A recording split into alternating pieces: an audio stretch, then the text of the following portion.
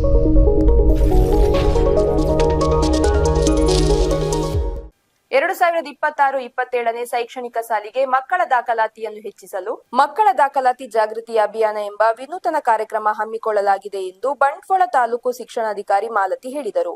ಅವರು ಈ ಬಗ್ಗೆ ಬಿಸಿ ರೋಡಿನ ಪ್ರೆಸ್ ಕ್ಲಬ್ನಲ್ಲಿ ಕರೆದ ಸುದ್ದಿಗೋಷ್ಠಿಯಲ್ಲಿ ಮಾತನಾಡಿದರು.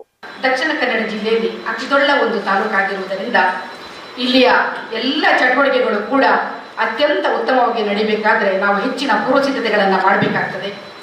ಮುಂದಿನ ಶೈಕ್ಷಣಿಕ ವರ್ಷದ ಎಲ್ಲ ಕಾರ್ಯಕ್ರಮಗಳು ಅತ್ಯುತ್ತಮ ರೀತಿಯಲ್ಲಿ ನಡೆಯಬೇಕು ಅನ್ನೋ ದೃಷ್ಟಿಯಿಂದ ಮೊತ್ತ ಮೊದಲ ಕಾರ್ಯಕ್ರಮವಾಗಿ ದಾಖಲಾತಿ ಆಂದೋಲನ ಯಶಸ್ವಿಯಾಗಬೇಕು ಅನ್ನುವ ಹಿನ್ನೆಲೆಯಲ್ಲಿ ಈ ಒಂದು ಪತ್ರಿಕಾಗೋಷ್ಠಿಯನ್ನು ನಾವು ಕರೆದಿದ್ದೇವೆ.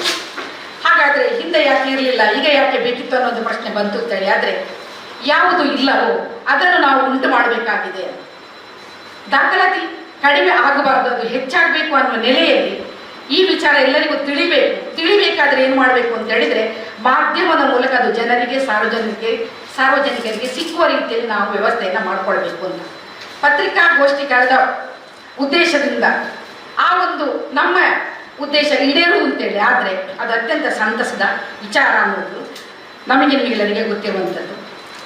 ಹಾಗೆಯೇ ಸರ್ಕಾರ ಏನು ಹೇಳಿದೆ ಅಂತ ಹೇಳಿದರೆ, ಈಗ ಎಲ್ಲ ಹೆಚ್ಚಿನ ಸೌಲಭ್ಯಗಳನ್ನು ಸರ್ಕಾರಿ ಶಾಲೆಗಳಿಗೆ ಒದಗಿಸಿರುವುದರಿಂದ ದಾಖಲಾತಿಯನ್ನು ಸಾಮಾನ್ಯ ಶಾಲೆಗಳಲ್ಲಿ 5% KPS ಮತ್ತು PMC ಶಾಲೆಗಳಲ್ಲಿ 10% ಹೆಚ್ಚಿಸಬೇಕು ಅಂತ ತಿಳಿಸಿದೆ.